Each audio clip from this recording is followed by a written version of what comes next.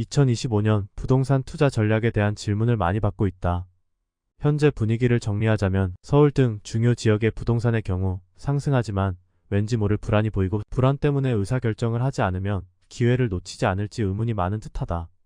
현재 부동산 시장은 지난 정부의 규제 일변도의 정책 기조에서 크게 달라지지 않고 있다. 규제 지역을 축소하기는 했지만 대출 규제와 세금 규제가 여전히 존재한다. 부동산 투자자에게는 규제 상황이 유지되고 있다는 의미다. 안정적인 경제 생활을 위해 노력하는 사람들은 여전히 부동산 투자를 고려하고 있다. 금리 인상과 대출 규제로 인해 대출 여력이 줄었고 경제 불확실성이 커지면서도 서울 및 수도권 지역의 부동산 가격은 여전히 강세를 유지하고 있지만 지방은 그렇지 않다. 그렇다면 2025년에 부동산 시장에서 어떤 전략을 세워야 할까? 지금이라도 사야 할지 하락을 기다려야 할지 임차로 거주하면서 더 많은 자본을 모아야 할지 고민하는 투자자들을 위한 2025년 부동산 투자 전략을 함께 고민해보자. 먼저 지금 사야 할까, 하락을 기다려야 할까 질문에 대한 답변이다. 현재 부동산 시장에서 가장 큰 고민은 가격 상승의 지속 여부다. 서울을 비롯한 주요 수도권 지역은 공급 부족과 수요 초과로 꾸준한 가격 상승세를 보였다. 3기 신도시를 포함한 정부의 주택 공급 계획이 진행되고 있지만 단기 공급 부족은 쉽게 해결되지 않을 것으로 보인다.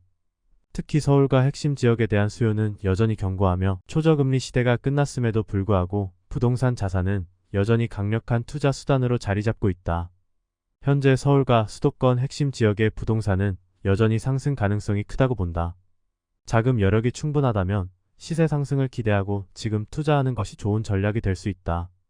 공급 부족이 심각한 서울 강남권, 서울 핵심 지역은 장기적으로도 안정적인 투자처라는 의미다.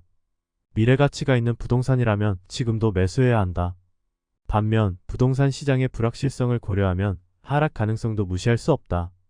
금리 인상으로 인한 대출 상환 부담 증가, 고금리의 지속, 글로벌 경제 불확실성 등은 부동산 시장의 하락 압력으로 작용할 수 있다. 경기 침체나 대출 규제 강화가 이어진다면 부동산 가격은 조정 국면에 들어설 가능성도 있다. 하락 가능성을 염두에 두고 기다리는 전략도 필요하다. 자산 여력이 부족한 투자자라면 하락 국면에서 유리한 조건으로 매입할 기회를 잡을 수 있다. 하지만 지나친 기대감으로 하락을 기다리다 시기를 놓치는 리스크도 존재하므로 상황을 주의 깊게 모니터링해야 한다.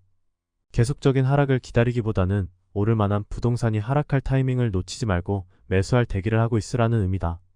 두 번째, 서울, 경기도, 인천 중 어디에 투자해야 할까라는 질문에 대한 답변이다. 서울은 강력한 수요와 제한된 공급으로 부동산 시장의 핵심으로 자리 잡고 있다. 하지만 높은 가격대와 강화된 대출 규제로 인해 서울 부동산에 투자하기란 쉽지 않다. 특히 강남 3구 강남, 서초, 송파와 용산구 같은 프리미엄 지역은 자금 여력이 충분하지 않은 경우 접근이 어렵다. 그럼에도 불구하고 서울 핵심 지역의 부동산은 여전히 안정적인 자산 가치 상승을 보일 것으로 예상된다. 핵심 서울이 투자할 여력이 되지 않는다면 서울 외곽이나 비교적 저평가된 지역에 초점을 맞출 수 있다. 예를 들어 서울 동북부 지역 노원구, 강북구, 도봉구이나 서울 서남부 지역 관악구, 구로구, 금천구 등은 상대적으로 가격대가 낮아 접근이 어렵지 않다. 무조건 상대적으로 시세가 낮은 지역을 투자하라는 의미가 아니다. 미래가치, 즉 수요가 증가할 지역을 선점하는 전략이 필요하다는 의미다. 지하철 개통과 같은 교통 호재, 대규모 개발 등 향후 시세 상승을 기대할 수 있는 지역이어야 한다. 경기도와 인천 지역은 대체 투자처로 주목해볼 만하다. 특히 교통망 확충 GTX 노선 등과 대규모 신도시 개발이 진행 중인 경기도 및 인천 지역은 향후 서울로의 접근성이 강화되면서 투자 가치가 상승할 가능성이 매우 높다. 경기도는 여전히 공급이 많고 가격대가 서울보다 낮으며 인천도 지하철 개통 등으로 인해 교통 인프라가 개선될 예정이다. 경기도에서는 GTX 노선이 예정된 파주, 고양, 양주, 의정부 등이 주목할 만하다. 특히 GTX-B, GTX-C 노선은 서울 접근성을 추가적으로 개선할 예정이므로 역세권 부동산에 선제적으로 투자하는 것이 유효할 수 있다. 인천의 경우 송도국제도시는 자족 기능과 글로벌 기업 유치를 기반으로 한 첨단도시 개발로 인해 중장기적으로 유망한 투자처로 평가다. GTX-B 개통도 호재가 될 것이다. 연수구, 미추홀구, 부평구를 주목해야 할 이유가 여기에 있다. 계속 임차로 거주하면서 종자돈을 충분히 모아야 할까라는 질문도 많다. 부동산 시장의 불확실성과 고금리 시대로 인해 임차로 거주하면서 자산을 더 모으는 전략도 고려해 볼 수는 있다. 무리하게 대출을 받아 부동산을 매입하는 것보다 임대차 시장에 머무르면서 종자돈을 더욱 확충하는 것이 안정적일 수 있다. 임대차 시장은 최근 전세가 불안정성을 보이고 있지만 월세 시장은 전세 대비 안정적인 편이다. 자본이 충분하지 않다면 임차 생활을 유지하면서 자산을 불릴 기회가 필요하다. 종자돈 모으기 전략은 장기적으로 안정적인 자산을 매입할 수 있는 기회를 주며 경기 침체가 발생하거나 부동산 시장이 조정 국면에 들어설 경우 매입 시점을 유리하게 잡을 수 있다. 하지만 중요한 것은 종자돈을 모으기만 하면 안 된다는 것이다. 기회가 왔다고 판단되면 과감하게 현 시점에서 투자를 해야 한다. 이러한 투자 준비가 되어 있지 않다면 종자돈만 모으는 것은 아무런 의미가 없는 행위다. 2025년 부동산 투자 전략을 정리해보자. 서울 핵심 지역은 안정적인 투자처로 평가되지만 자본 여력이 부족한 경우 서울 외곽 지역이나 경기도, 인천 지역을 대체 투자처로 삼는 것이 유리하다.